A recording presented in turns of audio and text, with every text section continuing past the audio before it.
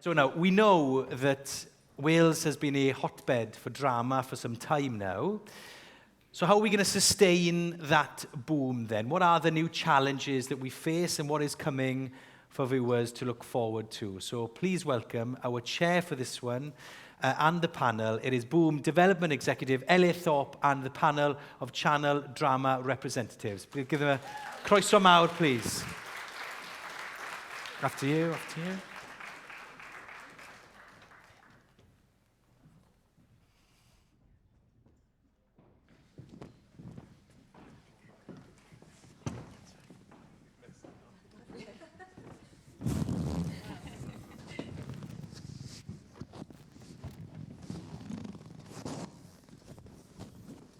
Okay, hello, croeso. Welcome to this scripted Spotlight Drama Commissioners session, where we're going to be discussing trends, challenges, and, if we have time, hits from the previous 12 months.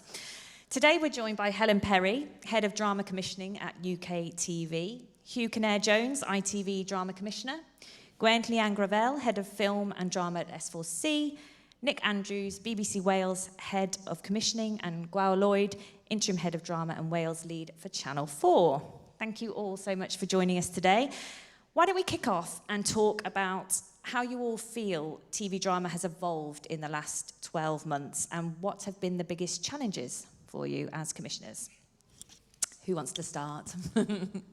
I'll start by just saying it's really hard to get shows fully financed and in production. And, we've had that experience for the last, 18, 24 months.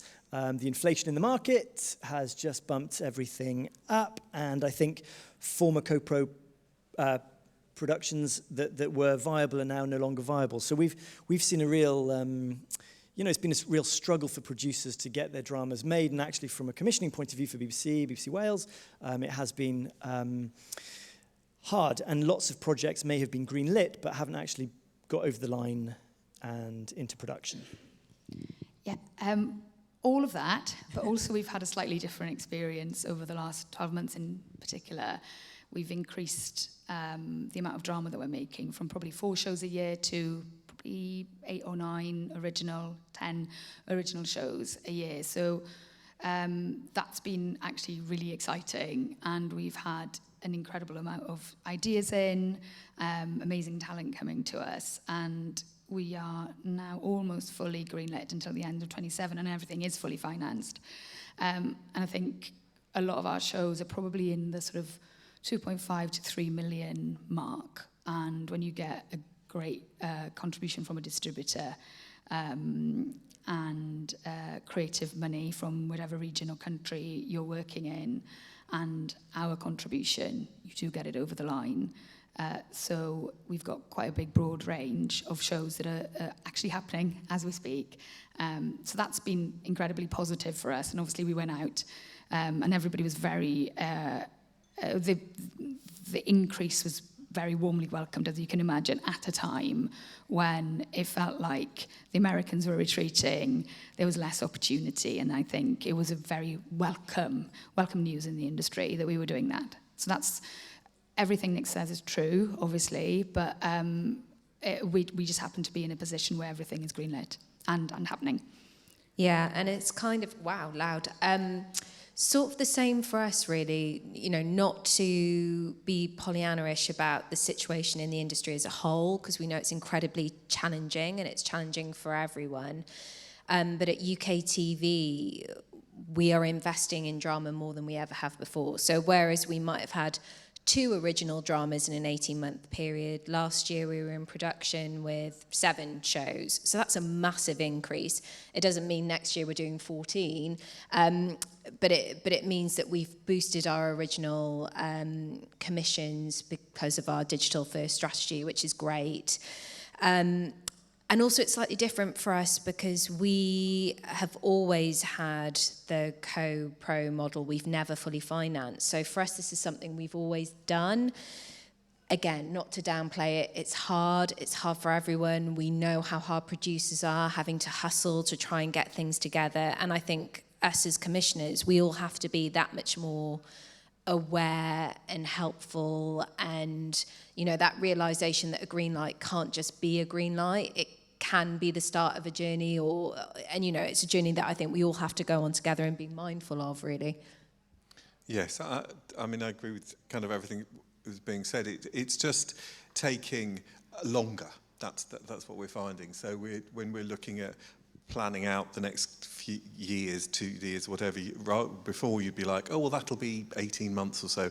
It's now 2 years. But we are incredibly aware of all the challenges. But it's brilliant that there's more drama being made. That can only be a good thing. And we're in a lucky position that we've always made a lot of drama. So we're just carrying on and hopefully supporting as much as we can. Brilliant, thank you. Well, let's move on. We're going to talk about co-productions, which we have touched on slightly, but in particular, I'd like to talk about the back-to-back projects, which again links to drama commissions and fully funded, and especially here in Wales, the back-to-back model is very, very popular. And Gwen, you've recently teamed up with BBC and Channel 4 on Tree on a Hill and Light in the Hall, and now with UKTV with Helen for Mudtown. We've got a clip to show from Mudtown, and in a moment, I'd love for you all to talk about what are the benefits and potential pitfalls of collaborating within this kind of back-to-back model? So let's take a look at Mudtown. Court stand, please. I, Claire Lewis-Jones, do swear that I will do right to all manner of people, without fear. This hasn't started getting nasty yet. Or favour. I'm begging you. Find out what happened. Affection. Mum, I'm scared. Or ill will. I can get him, but I'm gonna need your help. I haven't got a choice. Who are we trying to protect, Claire? Why? You have to do the right thing. Before you lose everything you ever cared about. Mudtown. Watch on demand. Fantastic. So, yeah, what are the benefits and pitfalls of working collaboratively on a back-to-back drama? Well, it's a huge opportunity for us, and it was brilliant to work with UKTV on Midtown, because one of our most important remits is to make stories about Wales and about different parts of Wales, and to make a really good high-end TV about a show about family in Newport, which is never represented on screen, was just incredible. And the fact that we could tap into an audience, I think 56% of Arafin, the Welsh version of Midtown, was a C2DE audience, so 56% is quite a lot for drama. So to be able to also work with another broadcaster to get the show made meant that we could get into that high-end TV tax bracket, but also working with another broadcaster of a similar, who had the same vision also to make these authentic stories from Wales, and to make a really entertaining show with some great talent. It would have been quite difficult on, even though we do about four series a year, to make these type of shows without another broadcaster distributor on board. We do some shows that aren't back-to-back. We did one recently that was more bilingual, and we've also sold a Welsh language show to Netflix.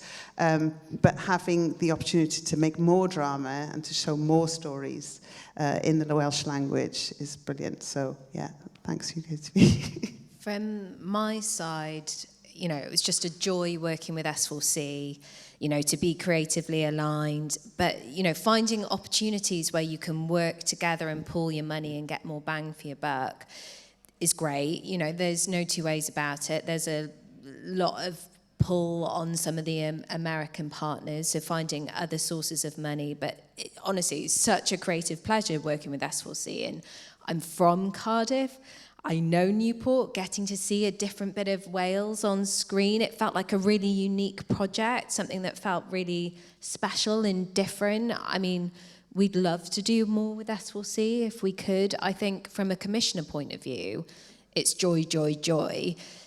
from a producer point of view, I mean, 7 Screen are probably the hardest producers. I don't know how they do it. I mean, they basically make the same show twice, and you know, all credit to the cast and crew that are put through that mill, because shot by shot they're doing it twice and switching between languages, and it's incredible.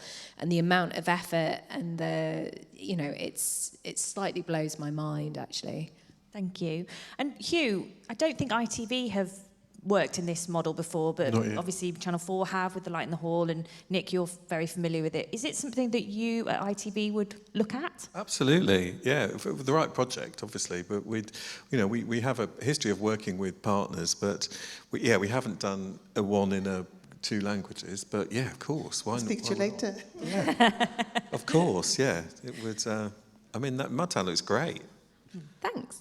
What it was really good. Sorry, not to take the mic, but also I think we're all trying to target a slightly younger audience, and the younger audience are much more cine literate than a lot of maybe the older audience, so they expect, you know, great looking TV, and again that show really brought in something like 36% of the audience were a young audience, so really pleased with that. Fantastic. Just a little takeaway.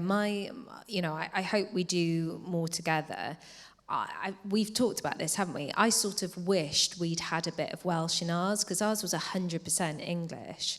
And I actually think now, when the market is so competitive, and I mean competitive for viewers, an element of difference and distinction is really good. And I sort of wish we'd had some Welsh language, because I think that's additive, you know, for, as you say, an English language speaking audience anyway.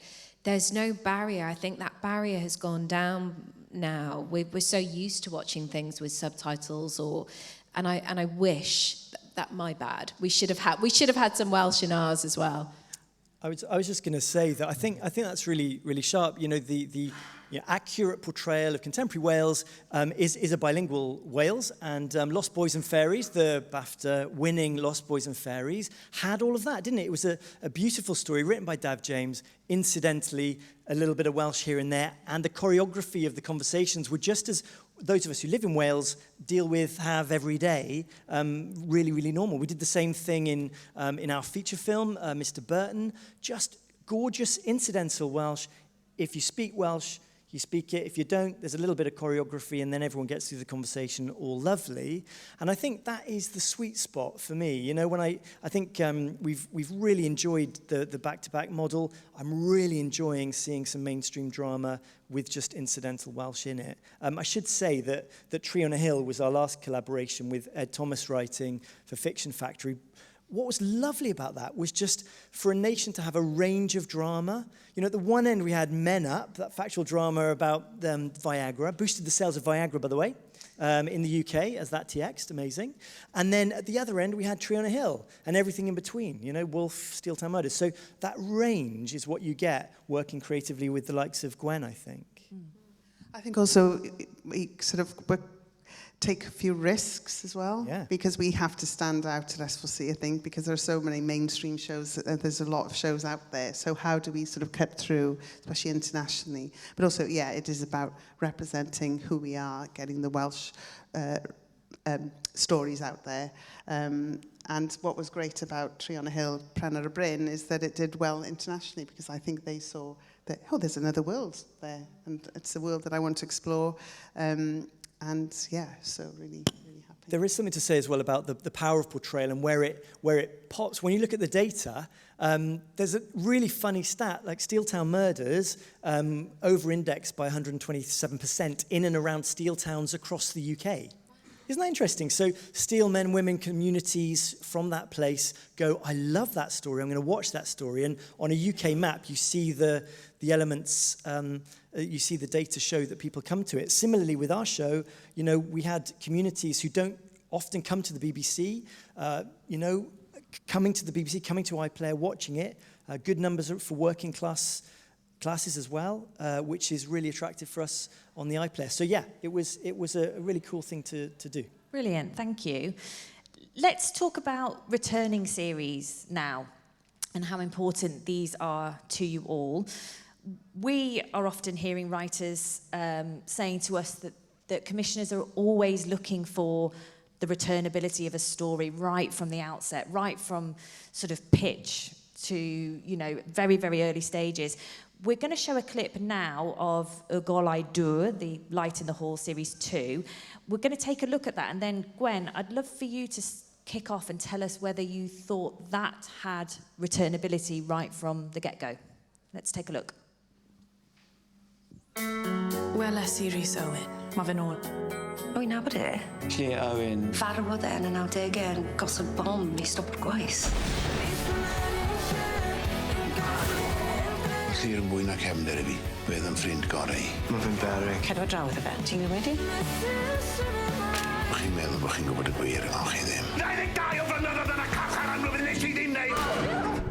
Y golau, dŵr, ar gael nawr yn S4 Click a BBC iPlayer. Fantastic, thank you. I think we started talking about it about 6 years ago. Kath Tregenna, the writer, and Blacklight TV brought me the script.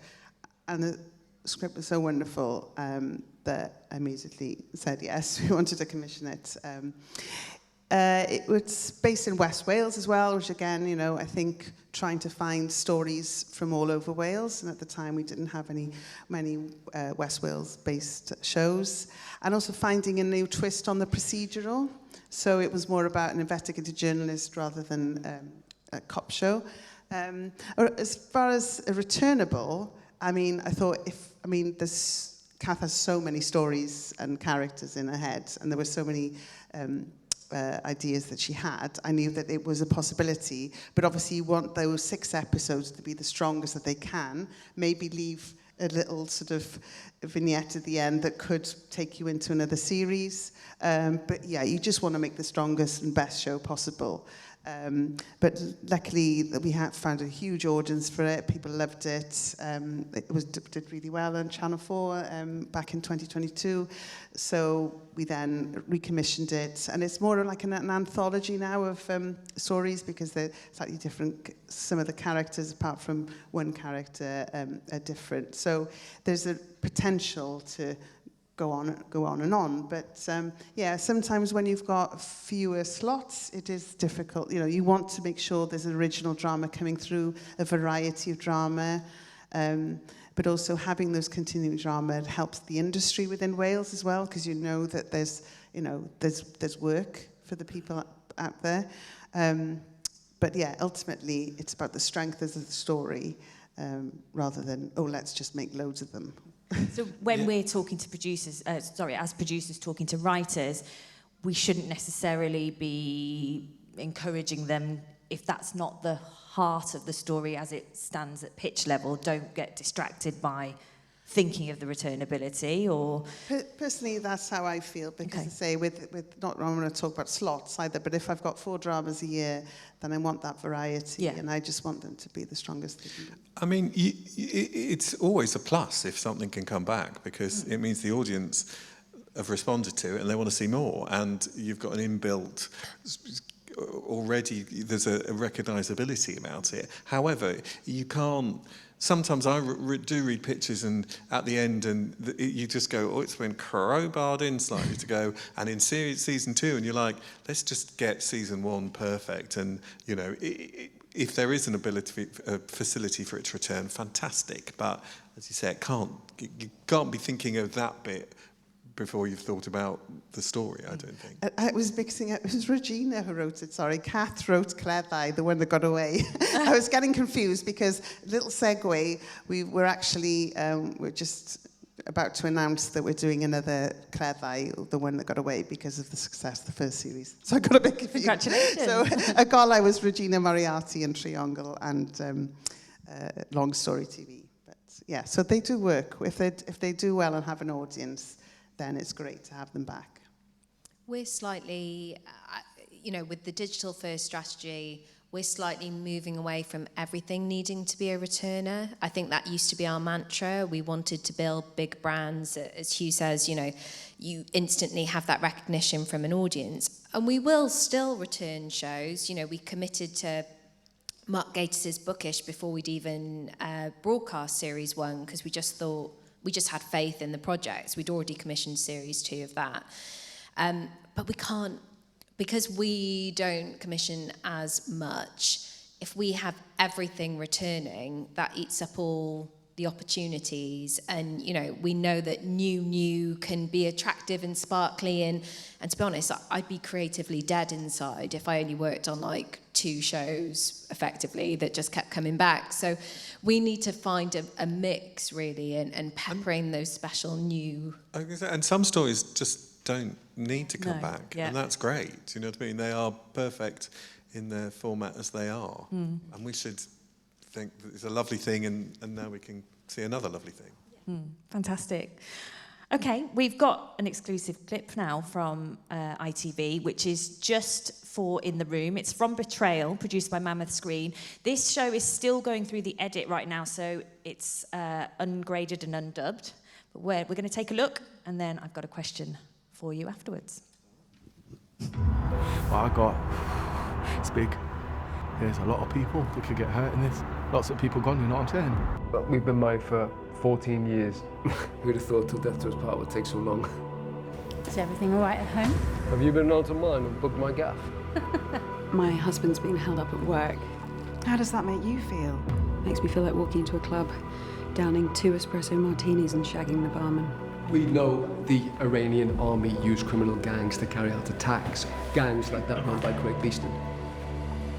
I see you landed again. You won't be fucking walking home. If a warning sign says don't touch and walk away. You know, I could do the hand. You don't want to stay here the rest of your life, do you? Fuck them. Are you on board or not? 7 years ago, John had an affair with a woman at work. Have you ever been honest with your wife? I mean, really honest? Who has the luxury of complete honesty working in our game? Do you think somebody could have tipped off Assadin? If there was a gun pointed to the head of my wife and kids, I might be willing to sacrifice the lives of 100 total strangers. That's to say, aren't you? Oh, you're good, man. Made sure of that.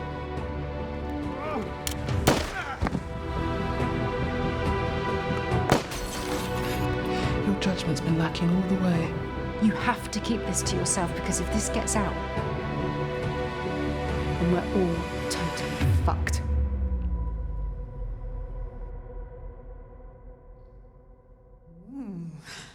Wow, that looked fantastic. Let's talk about now in particular, the writer and creator, David Eldridge, of Betrayal. He said in a press release that he had created that role for Sean Evans. How important is attaching talent to a project in order to get it greenlit or into further development for you guys? It always will help. It's not vital. I always think if it's a brilliant script, you'll get a brilliant cast, and so that's fantastic. If projects have been created with people in mind who are attached, just as good. But it's not a prerequisite. Definitely not for us. As I say, you get good people because the scripts are good. But we were lucky in that respect because it turned up and Sean wanted to be in. And obviously, we know Sean very well and love him dearly from many shows on ITV. So that really helped. But for us, anyway, it's great to have people and talent attached. And it doesn't necessarily need to be actors. It's writers, directors. That's brilliant. But it is absolutely not. It's not a prerequisite. I completely agree. I feel like a great script will attract great talent. I would be lying if I said, if an email popped up in my inbox that was like, and we have Taylor Swift attached in the link, I'm probably going to read that treatment, pitch, script, whatever, before anything else. But if it's not good, there's no way we'd commission something just because of whoever was attached. We just wouldn't do it. It has to be the idea in the script first.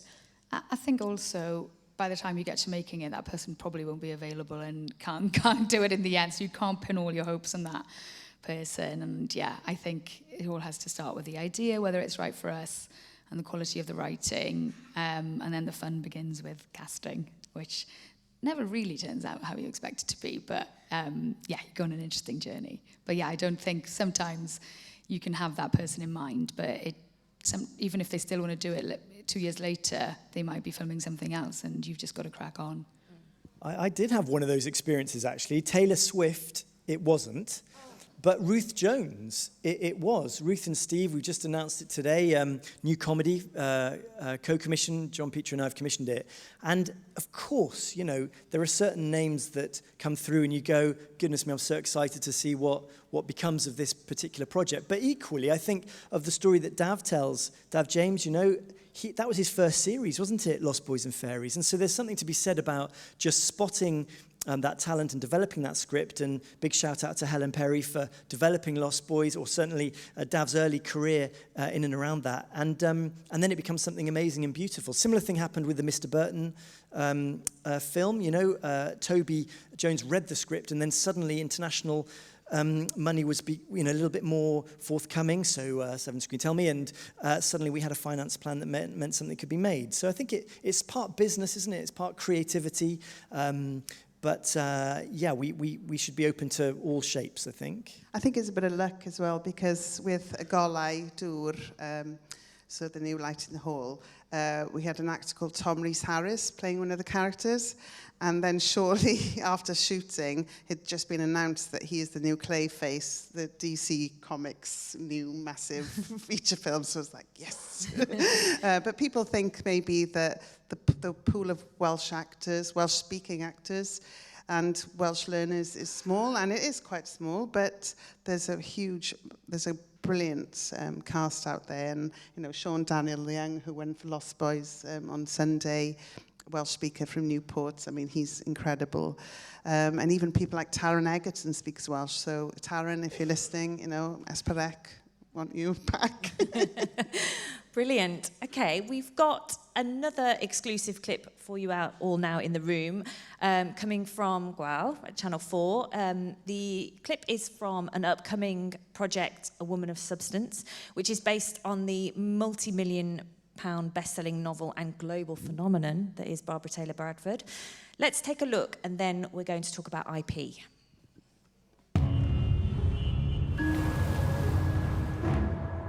I'm Emma Hart. You don't get to where I am without making sacrifices. You've dedicated your entire life to the hatred of my family. Oh, now you're quite wrong, Mr. Fairley. What I've dedicated my life to is revenge. Emma Hart! Well, I don't know why you're standing still when the mistress is upstairs waiting. Remember your plan with a capital P. Get out to Fairley. This place is wicked. I'd never hurt you. I'd never come between you and your plan. I promise. I'm gonna have the baby. What the hell are you going to do? That's what you want, is it? For it to just disappear? I don't know what else to say, Emma. I won't be seeing you, Edwin Fairley. Never. Never again. Not for as long as I live. Hating your entire family runs through her veins. Like me, I can fight, can't I, Dad? Look at him. Heavyweight. Small but powerful. Oh, Emma Hart can get whatever it is she wants. There's nobody in the world who works harder, deserves more, or who's had so little help. She's managed just fine without anything from you. When I grow up, I won't ever be poor. I won't ever want for anything. None of my family will, I promise you. Now, are all the traitors present? Good. So let's get started, shall we?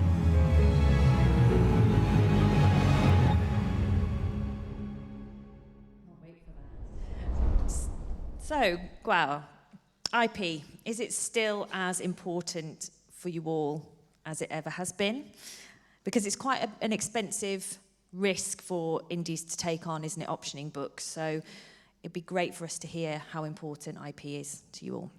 Yeah, just to say, so excited about that. I've watched 6 episodes. There's 8 hours in total. I've been laughing and crying and just can't stop watching it. So very excited. And the young Emma, Jess Reynolds, is spectacular. So yeah, please, that'll be out in March, we think. So really looking forward to sharing that, or spring rather, not quite March. Okay, so IP. So Channel 4 traditionally have not really lent into IP that much because of our remit, which is telling contemporary British stories. But we've got more opportunity to play around now with different genres and different audiences to target. And we've recently announced that we're also adapting The Rachel Incident by Caroline O'Donoghue. There's a couple more projects that we'll be announcing soon that are based on IP. So that's very, and the reason we did A Woman of Substance is because it was, as well as being a bestseller, a best-selling book, was also the highest rating drama on Channel 4 ever in 1984. So if we were going to remake anything, it would be this. And the themes are still super contemporary. It's about a young girl trying to make it against all the odds, busting through the glass ceiling against all the prejudice, and a working class girl. So there's, for people who are wondering, I wonder why Channel 4 are doing that, it feels absolutely in the sweet spot for us. And we get to make an amazing period drama. I genuinely feel like this is, I don't know if you will probably remember being younger and watching that Mr. Darcy Pride and Prejudice series. I really have hopes that this will land in that space for a younger audience as well. I was probably 14 watching that. So there's room for IP, but very carefully selected IP for us.